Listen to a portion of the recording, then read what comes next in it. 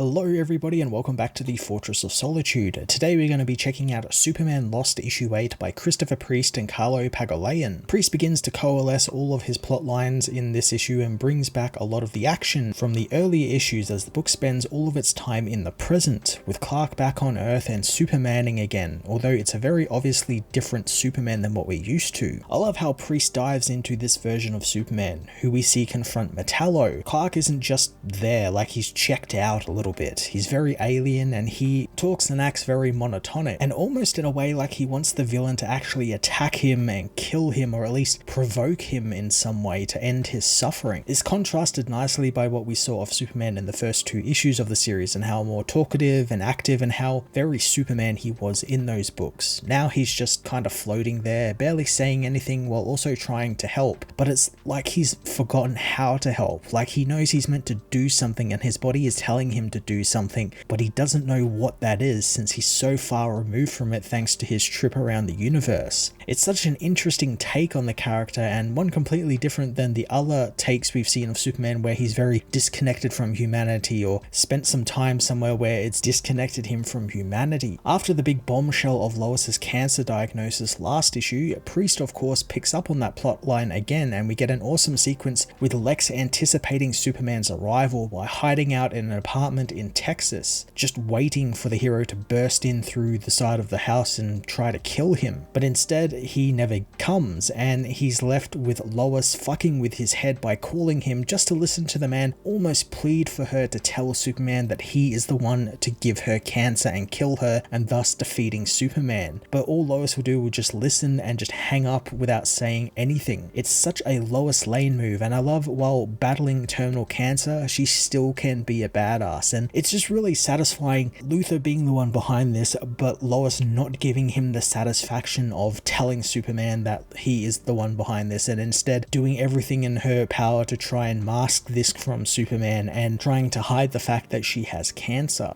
Adam Strange also sticks around a little after having saved Superman last issue, seemingly helping Superman get back to Earth via a Zeta beam from Ran. Although since we also cut away from the teleportation in this issue, I get the feeling that it didn't work and Superman either gets stuck on Ran, especially after Priest is quick to do the math on how long it would actually take Superman to fly at full speed from Ran to Earth, revealing that it would take 10 years. Time dilation is actually a big topic throughout this issue, and it's explained quite a fair bit in different terms where they make it very clear that like Superman can travel through space, but he would also technically be traveling through time as well, since that's how space and time work. Just because you can see a star in the sky doesn't mean that star is actually there. That's just us seeing the light refracted through the universe of it, and that star is probably long dead, and they make it known that Kansas is probably long gone now that Superman is back on Earth, yet he still wants to keep helping. And it makes me think there's probably going to be some sort of time travel element in the last two issues where he maybe uses time travel to travel through the universe, which would be really quite interesting since I don't think that's technically been done, and it would be an interesting way of time travel and space travel as well. So I'm intrigued to see why Priest was so adamant to sort of nail that time dilation thing down throughout this issue. Maybe it was just him wanting to cover his bases and just make sure people understood that Clark just can't zip back to this planet and it's kind of impossible. But a time travel element would be interesting. Supergirl also makes an appearance after last issue being the one to help Clark get into the therapist that she sees, and we get a really cool little role for her where she makes it known that she is very much still Kal-El's protector, even though he is technically older than her at the moment, and she'll do everything in her power to still keep protecting him, not just from threats like Metallo and Kryptonite, but also threats like trauma and grief, stuff that she has also been through as well. And I like that she brings a lot of her own experiences to this and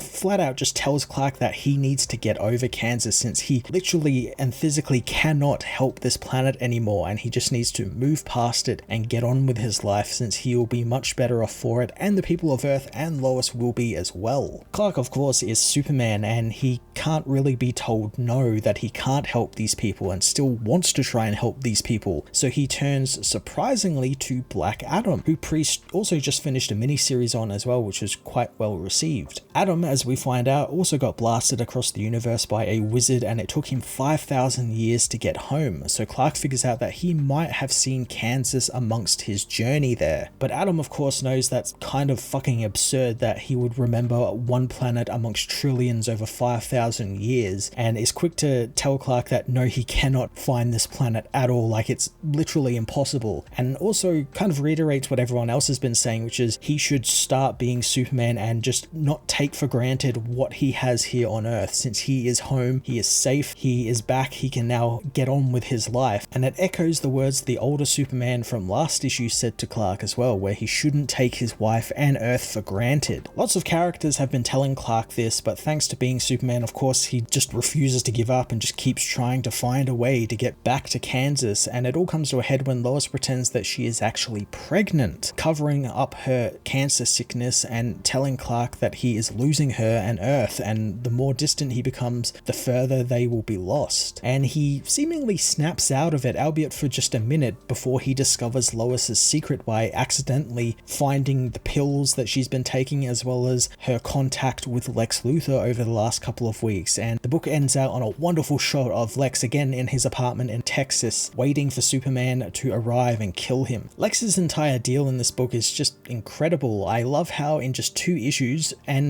not really that many pages, he's only been in a couple of pages, Priest has managed to make one of the most evil incarnations of the character in a while, and his total nonchalant attitude to it all just makes it even better. Priest also writing him as this obsessed weirdo who just can't let things lie, and it's just so on point for Lex Luthor, and it's a lot of fun seeing him just obsess over little things like why hasn't Lois talked to him or told Superman, and how Superman hasn't just come busting through his wall. A wall he has carefully placed a boogerol painting on, and one that he wants to fulfill his reading of the painting at the beginning of the issue with. I really love how Priest deconstructs this, where he goes over this painting as a thief breaks into the apartment, and how he doesn't outrightly say it, but you can definitely tell Lex believes, where he represents Capocchio, the scientist in the painting, while Superman represents Sheedy in the painting, who's an identity thief, with Lex seemingly believing that the scientist will win over the identity thief, who's Superman, who's there, you know, is an alien who's come to Earth and has taken identity of humanity as his own. He's an identity thief. It's a nice little art nerd nod, and I just love the fact that Lex is just so pretentious to think that of himself, and think that there's this painting where he's gonna best Superman, and then Superman's gonna come through the wall through that painting. It's just so pretentious and so Lex Luthor, and I love that Priest acknowledges that that's an absurd thing to think in how Lex is thinking. It's really wonderful. I love it so much, and it's quickly going to become one of my favorite Lex Luthor incarnations. He's just fantastic in this issue, and I just love how evil and sniveling he is, while also trying to put on this big act that he's this mastermind behind everything. It's